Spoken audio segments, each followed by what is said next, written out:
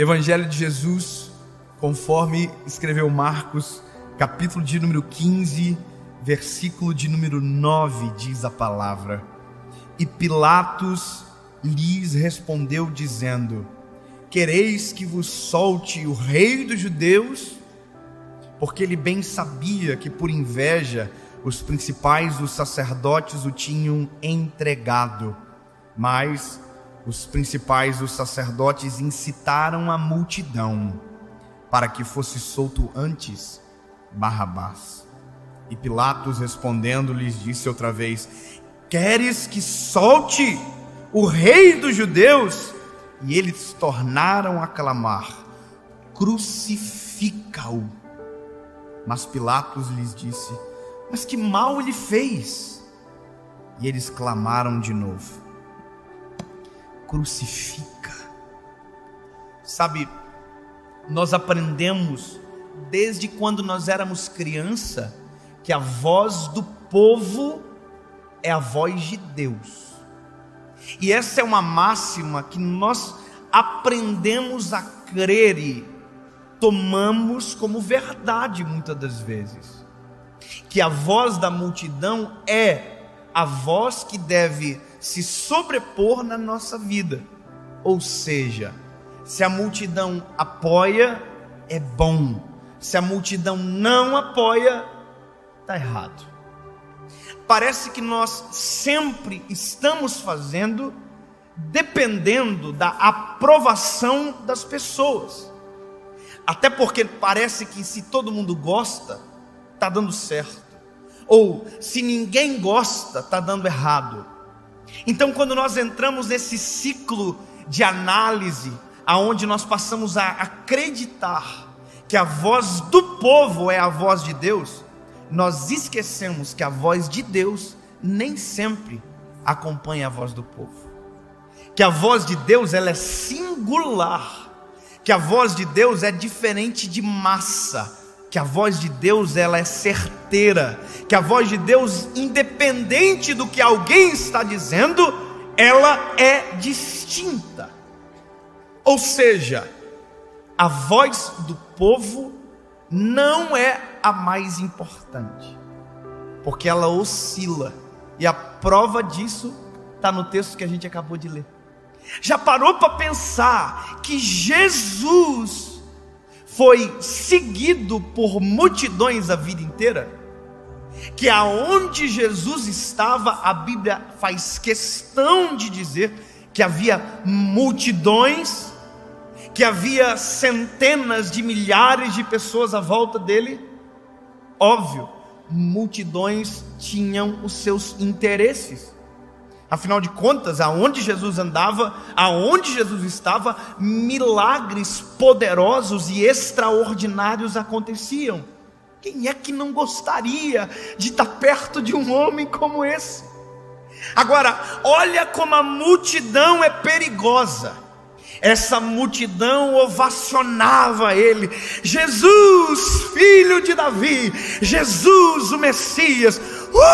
E todo mundo tocava, e todo mundo gritava, e todo mundo apertava. É a mesma multidão que quando Jesus entrou em Jerusalém gritou: Hosana, Hosana nas alturas.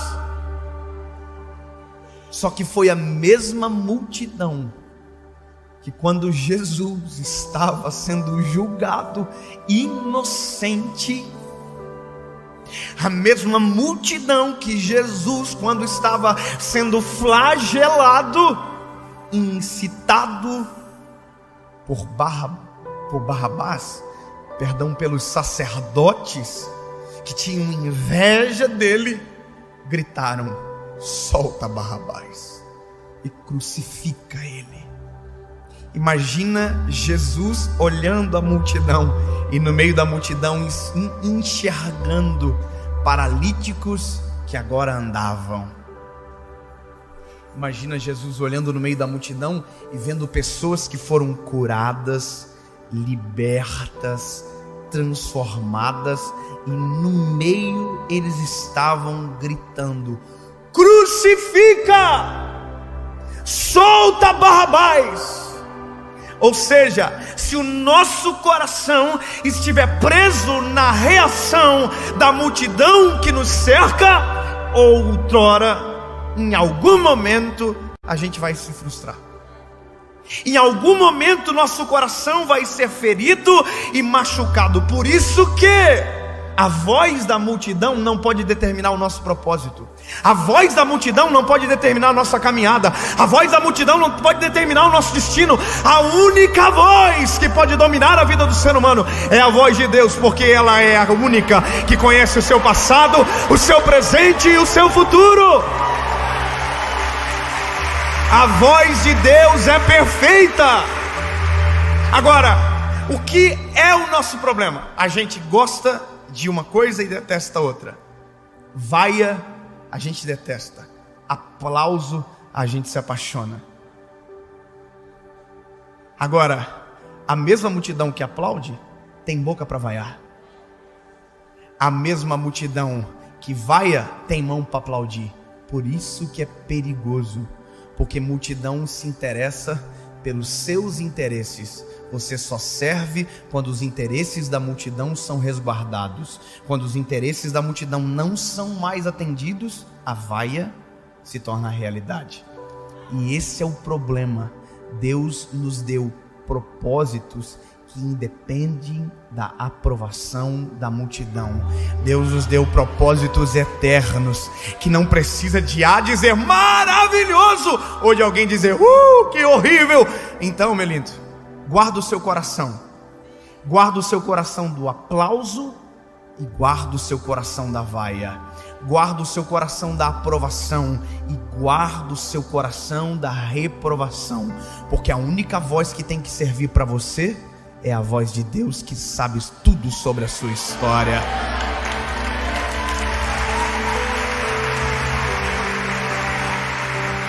Eu fico lembrando de Noé.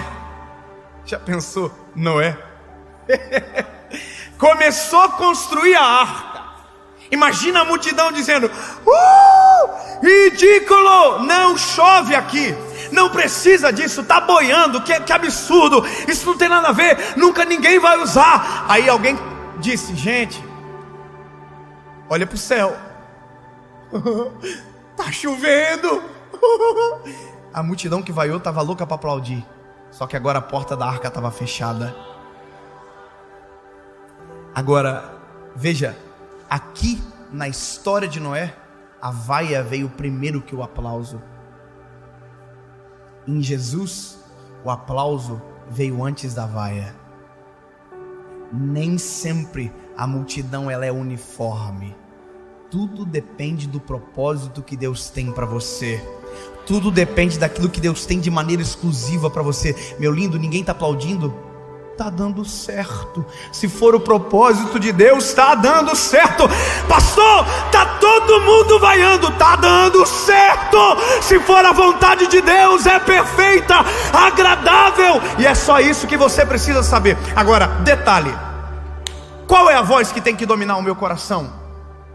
Se não é a voz da multidão, qual é a voz que tem que me cercar dentro do propósito que eu recebi? Primeira voz, a voz do Senhor. Ela é perfeita, ela é inconfundível e incomparável. A voz de Deus é a primeira voz que serve. Afinal de contas, dela veio o seu propósito. E segundo, eu vou te dizer, há uma pequena multidão que deve servir para você ouvir. Uma pequena multidão, muito pequena. As pessoas que amam você, que amam ao Deus que você serve e conhecem o propósito dele para você. Deles, aceita a vaia. Deles, ouça o conselho. Deles, escute o aplauso, mas não ignore o dia da vaia, porque são vozes que nos colocam no eixo. Quer ver uma coisa? Ouça sua mãe quando ela dizer algo para você. Ouça o seu pai quando ele dizer algo para você. Ouça os seus irmãos quando eles disserem algo para você. ouça os seus melhores amigos. Se eles estiverem alinhados com Deus, pode ter certeza, é Deus falando com você.